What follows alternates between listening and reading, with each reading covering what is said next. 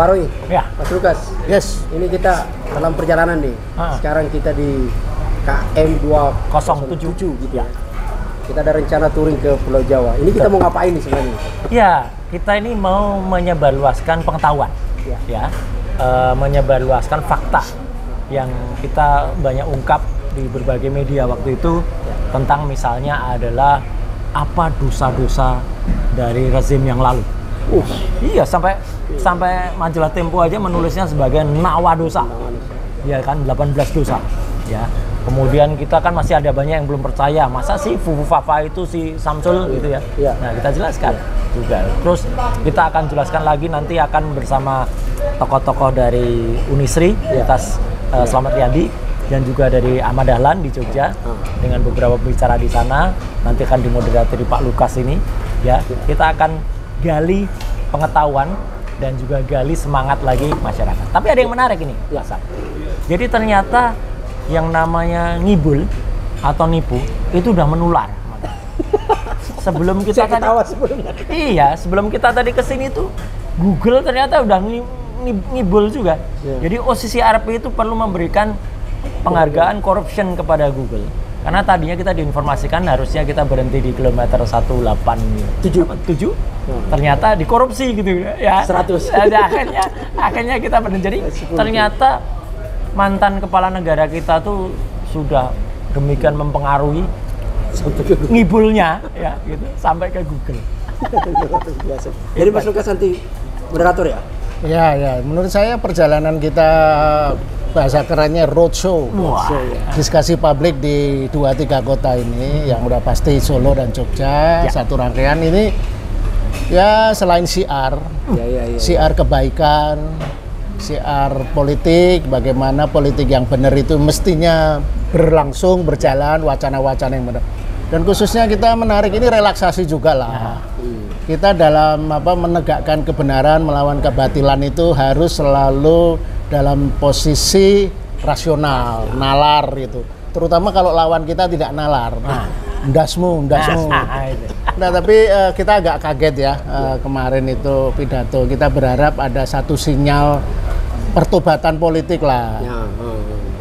Alih-alih malah konspirasi kekonyolan, ndasmu dan juga ngasih podium untuk Jokowi membela diri. Tapi ada yang menarik itu. Saya paling terkejut ketika Jokowi bilang bahwa dia cemburu nih sebagai pasangan Pasutri nih ya, Prabowo dan ada yang ingin Jokowi. Iya, kayaknya ada yang ingin memisahkan dan Jokowi cemburu. Kok yang dikritik cuma Prabowo? Kok cuma dia? Jelas. Prabowo kok nggak pernah dikritik. Nah, nanti kita seimbangkan lah. Kalau mau dipisahkan kapan memang dia? Gitu. Ya resminya ya ketika koalisi Indonesia Maju gitu ya. Tapi ada yang menarik tuh sebenarnya tuh. Ini kan kita ke Slamet Riyadi ya. Iya. Solo. Gitu ya. Diskusi itu kan awal ide ini kan muncul ketika OCC RP. Betul. 10 besar dia masuk 2 nominator finalis ya. Satu sebenarnya dalam posisi kita aja semua publiknya berharap Indonesia masuk Piala Dunia sepak bola PSSI kan gitu. Garuda kok yang keluar penghargaannya adalah terkorup gitu. Iya, terkorup nomor 2 ya. Terkorup nomor 2 justru kita bangga ya. Dan tadi kalau nyambung Pak Lukas tadi kan justru malah diberikan hadiah gitu ya pada dari presiden kita itu kepada mantan yaitu Garuda Yaksa ya. Itu kan simbol keris Garuda Yaksa. Yang simbol dari Garuda itu adalah ya lambang negara kita ya. Yaksa itu raksasa gitu. Nah, tapi bukannya mitos kisah legenda Tunggul Ametung bukannya keris itu? Betul, makanya itu saya kan kemarin juga nulis panjang kan soal itu. Jadi keris itu kalau nggak hati-hati mengartikannya ya itu bisa jadi bencana, bisa jadi alat untuk saling tikam. Apalagi looknya atau bengkoknya di keris itu kan ada 13 ya.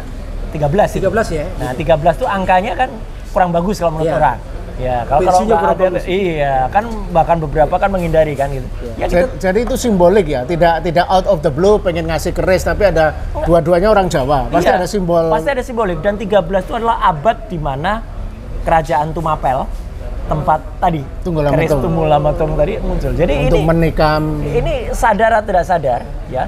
Nanti itulah juga akan terjadi. Maka saya juga nulis dengan kalimat di tulisan saya kemarin itu kan, terakhir itu kan waspadalah.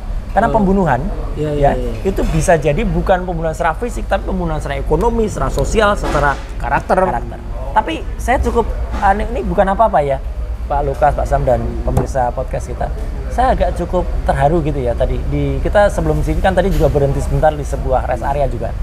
Itu orang-orang ternyata menyambut kita ini, ya, itu dengan senang. Kemudian Pak terus berjuang ya Pak ya. Pokoknya gulingkan Fufafa. Itu kata-kata masyarakat ya, gulingkan Fufafa gitu ya. Terus kemudian dengan mereka menyampaikan lagi juga, Pak tetap terus semangat ya. Saya bilang ya matur nuwun, doain kalau Anda nggak bisa ikut bergabung, minimal ikut berdoa. Ya kalau saya sih yakin lah ya, apapun mainstream ya politik elitnya seperti itu, ada yang disebut hati nurani rakyat. Dengan slogan di mana-mana grafiti adili Jokowi, itu representasi yang murni ya, ekspresi rakyat.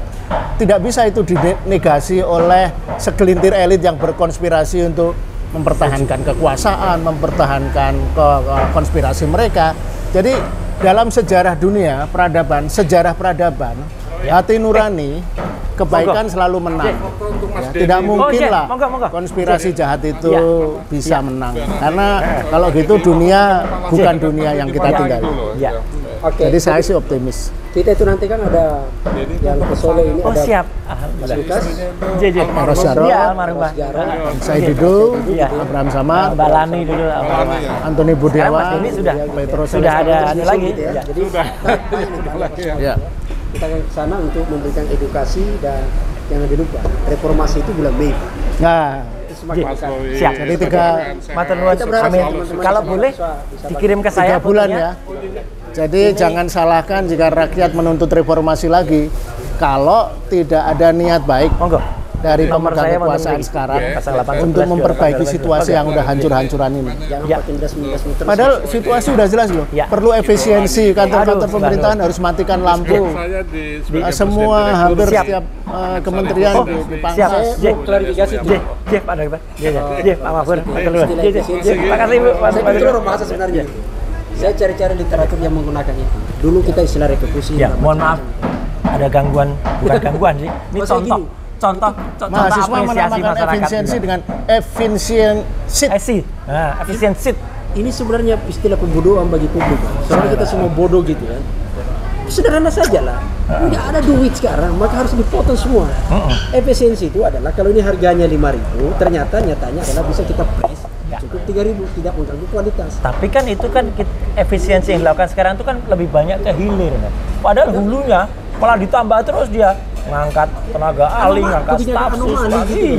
Ya tapi intinya kan jelas, apapun namanya efisiensi ini kan itu produk peninggalan 10 tahun era Jokowi. Loh, kok malah orang yang meninggalkan kekacauan ekonomi, politik dan segalanya dihidup-hidupkan? Itu dia. Hidup. Jadi ya kita lihat ya apa yang akan terjadi kita 3 bulan ke depan. 3 bulan ke depan, dan kita mau edukasi terus masyarakat.